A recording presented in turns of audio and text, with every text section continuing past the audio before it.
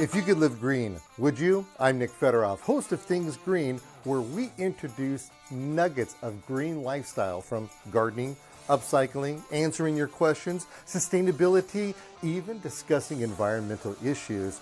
You can become more confident in making the right decisions for you and your family. So come along as we are Things Green.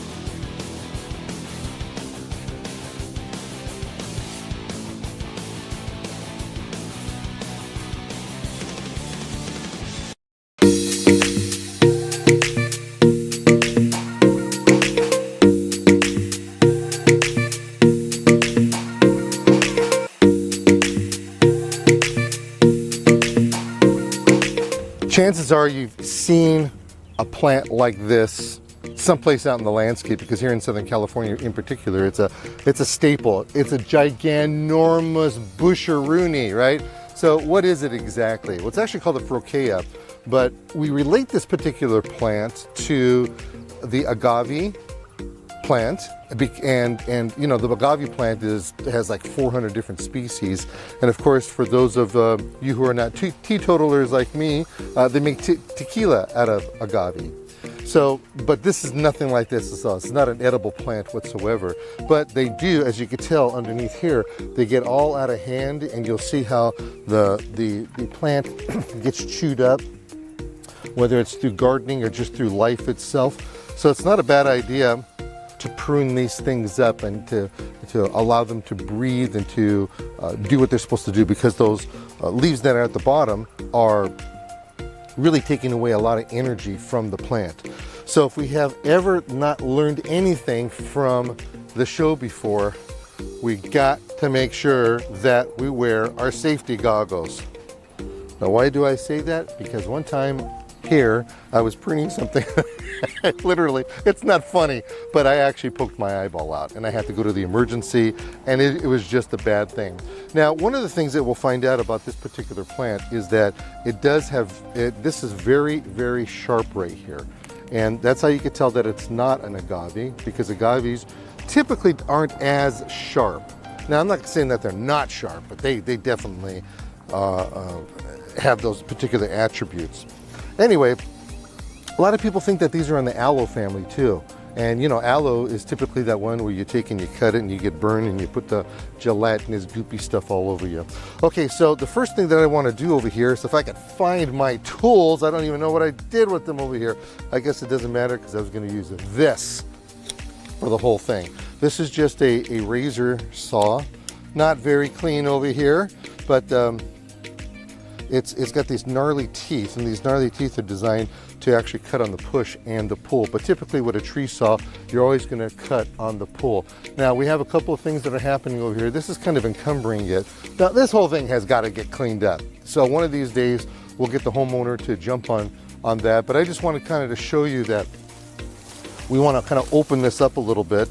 And this is not necessarily the best or right cut to do with this. This happens to be a Ficus nitida. It's a very, it's a very common tree. As you can tell, it has brittle branching to it. But we'll have to take and cut this off, because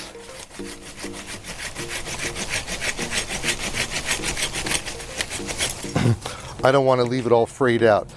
Now what happened, boy, I didn't even know this. We've got some, look at these little flowers down here. These are lantana. And they're absolutely beautiful, beautiful flowers. But look how it's just getting all kind of messed up. Now, what we want to do is we really want to start on one side. And as we start on one side, then it's going to kind of help open it up. Now, chances are you are going to get on your hands and knees and get dirty on this. So that's just part of the game. And what we really want to do is we want to end up with the basic core of this right here. And let me just see if I can get down here and do some of this.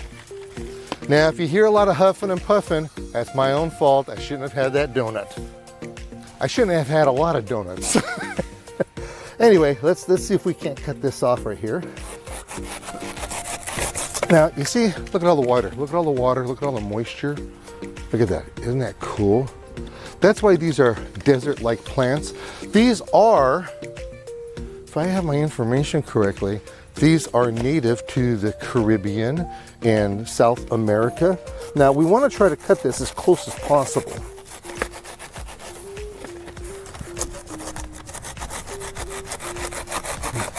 And if necessary, we could always come back and cut it even further. It's not a problem. Now, these lantana, I have to tell you something. Look at what's this? Somebody threw a piece of wood in here. These lantana, they smell so wonderful. When I first got into the landscaping business, I actually went to work for a wholesale nursery, Andrew's Nursery. So I went to work for Andy, and he, and it's interesting how they give you jobs. The very first job that I ever had working for him was pulling weeds. I pulled weeds like you can't imagine. You pulled weeds in the containers. That's backbreaking work. Not only did you pull weeds in the container, look how gnarly this is. See, this isn't doing any good. Look how messed up that is. Get it out of there. So we would pull the weeds, and we would look at the guys that were watering. And we're telling ourselves, man, we want to water. I got to get out there and water. That's what I want to do. So I think I pulled weeds for probably maybe 9 months. At least 9 months. I know it was more than 6 months. So we would take and we would pull these weeds, and we would want to water. So finally, I got to go on the watering detail. And so I got the watering detail, and it was amazing. But after the first hour, it was work. Oh, it was horrible. We're watering and watering and watering. And we were just hoping that when is the day gonna end, because the watering was so tough, because we were pulling around a rope, I mean the hose, you know, and at nurseries, you got a hose that's 1 inch. Most of the hoses nowadays, in fact, it could have even been bigger than that. Most of the hoses nowadays are just like 1/2 inch to 5/8. Very rare do you have a 3/4 inch hose, but regardless, it was that's the way that it was. So you're lugging around this really big hose. See a couple of these here, I'm thinking I should really get them a little close. Isn't this easy? I mean, look at this. I am hardly huffing and puffing. In fact, typically when I do some hardcore labor on the show right here, somebody is pointing out the fact that, Nick, you gotta get a little more exercise going in over there. Okay, so as far as composting is concerned, this is gonna be really tough to compost. It's very fibrous. It's kind of like a palm tree. Palm trees we don't compost because they're too fibrous. It takes too long to break down. By the way, if I had a chainsaw, it'd probably get gummed up real easy, but I probably would have been finished by now. The chainsaw would have been really good for a situation like this. But look, isn't that kind of neat? Look, I'm able to get in here real tight, and it's doing what it's supposed to be doing. See, here's one that, this one just died, and this one just rotted out. This is gross. Look how gross that is. Ugh. Ooh. Okay, so for the record, as I'm doing this, we got steaks and all kinds of stuff in here. So I was here at installation time for this particular plant, and okay, so I'm going to show you something here. These were baby leaves that were growing underneath, but they're all mottled, they're all messed up. I don't want them. So this was a small plant at the time. This whole area here, it's all about maintenance. And the maintenance on this just isn't happening right now. Okay, so now I got to get to the other side. Can you see how much, does that look nicer? Let's take a look at that. What do you think? Is that looking good, Serena? You liking that? Looking a little better? Okay, I think that we have to pull some other leaves out. Now that's important to walk back and take a look at it. You know, I'm looking at these right here. This is kind of flopping down. I want it more upright so that the client can not have to worry about coming back over here.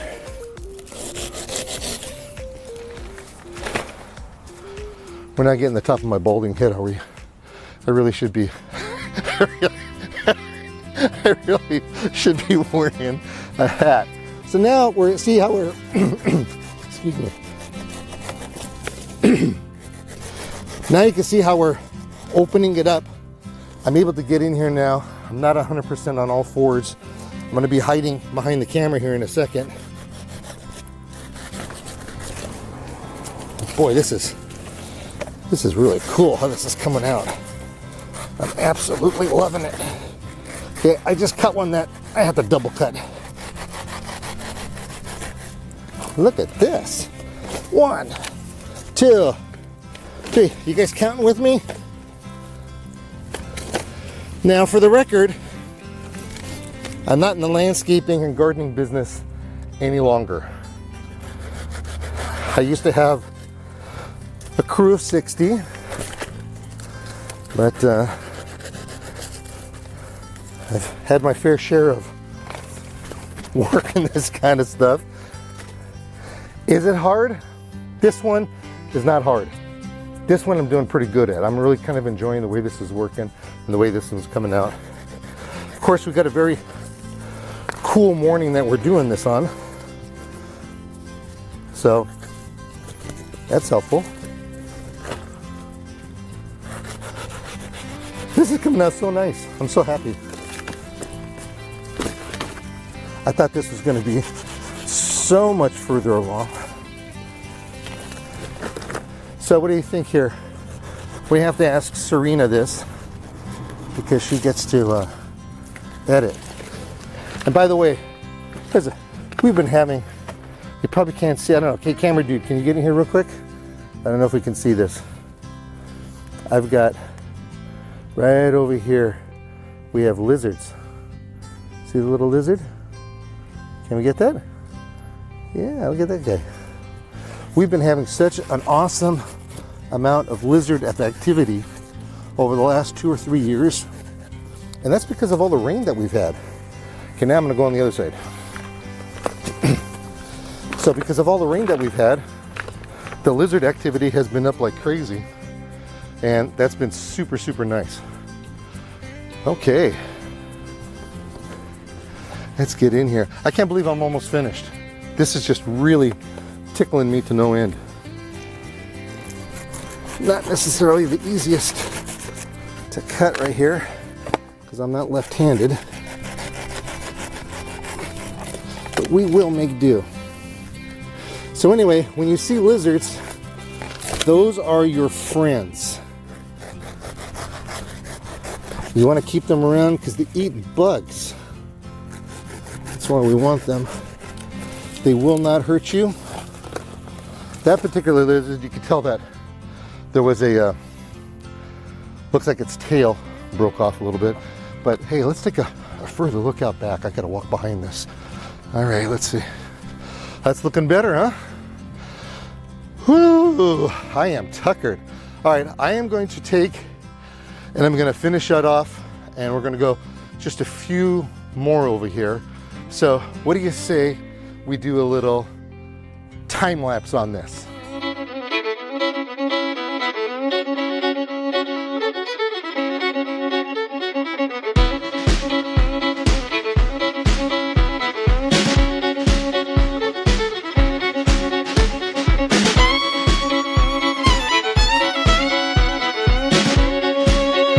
All right, so that is cut. Whew. And that's the way we do it. And the best part is, we're here And the trash man's coming right now. So we're gonna put all this for a part of our green waste. And it's gonna be absolutely wonderful. So, you know, I'm thinking maybe 2 more.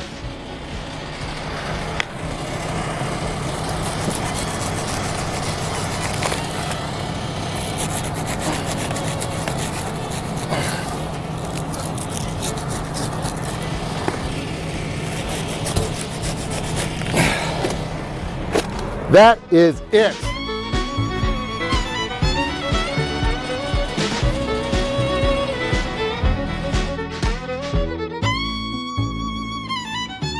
I gotta tell you, that gave me a bit of a workout, but we do have our debris hanging around inside of our trash cans over here.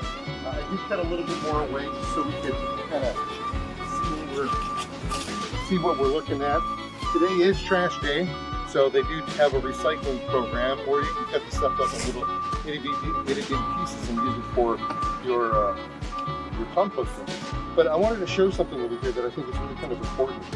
Because this was so big and sprawled out and such, we have a lot of dead wood, and what looks like dead wood, on these plants. So what we'll end up doing is kind of just go like this, pull out certain things. It'll come out easy, and then we'll just leave it alone. We're not going to worry about it, because eventually it will come and it will grow back again. Like, you can actually cut this back down to little steps like this, and the Santana will do that. But I wanted to show you a couple of other things, especially over here.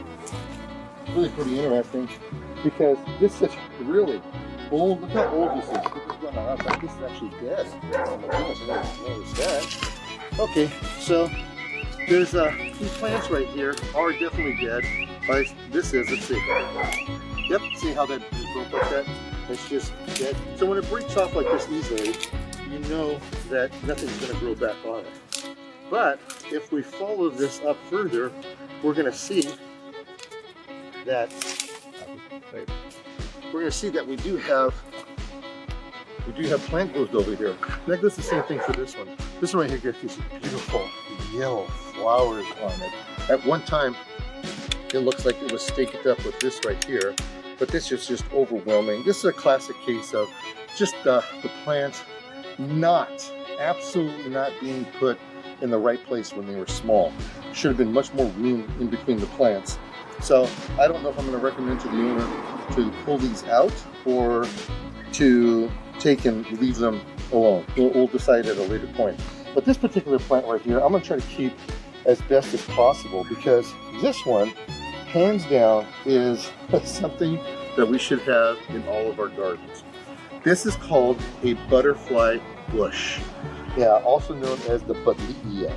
And I gotta tell you something. There's different sizes and varieties of these plants. Some of these plants get huge. I mean, we're talking just ginormous like this. And other ones are dwarf. This is a dwarf variety. It only gets about belly button high. And the really neat thing about this is that it's a host plant for butterflies, and they love this plant to no end. There's a lot of plants, like milkweed for instance. Milkweed is a host plant where the butterflies will come and they lay the cocoons and all that. In fact, we did a butterfly show one time, and you should look it up. You should look it up. That's what you ought to do. Just type in things green and then maybe butterflies, and maybe it'll come up. But anyway, so this right here is so neat because look how vibrant these flowers are. They're just neat. And the other thing right here, it is intoxicating. The scent that comes off of these, go ahead, smell it, get real close. Ah, isn't that nice? Because if you're smelling what I'm smelling, you're gonna want to be a butterfly. Ah, this is so cool. Okay, so what we're gonna do here is that we're going to end up cleaning it up a little bit. I'll probably recommend that we kind of prop this up a little bit, just because we got rid of all of this growth. Eventually, this is going to fill in, but we have to remember, this is going to grow again. It's going to get really aggressive. It's going to open up once more. So in order to salvage this plant, that's what we're going to have to do. Now, a lot of times people will take and they'll want to dig out the whole plant and move it someplace, because this is so old over here. You can tell just by the, you actually look at it. I don't know if you can see this or not, but you can tell by how old this is and how gnarly this branching is down here. It's coming out of the ground. There's just no way for us to really say this. We could probably prop it up a little bit. And if we prop it up, maybe that's why we had that, maybe that's why they had that one 2x6 in here. But anyway, consider using these types of plants inside of your yard and garden because they're really great for pollinators.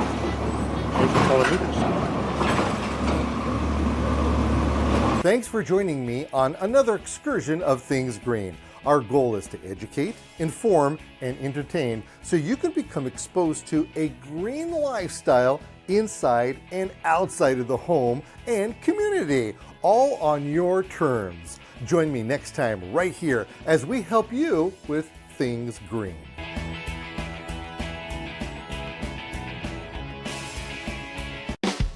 John Delmatoff Backhoe Service has been serving Southern California for over 22 years and is a proud supporter of Things Green. Being out in the yard and garden has never been so much fun. With our many playful laser-cut pet, garden, and yard signs. More information at InStyleSteel.com. For nearly 90 years, the Bonide family has provided solutions to lawn and garden pest problems. Whether it's an insecticide, weed killer, fungicide, or plant care product, Bonide products will provide you the best solution to your lawn, garden, or home pest problem.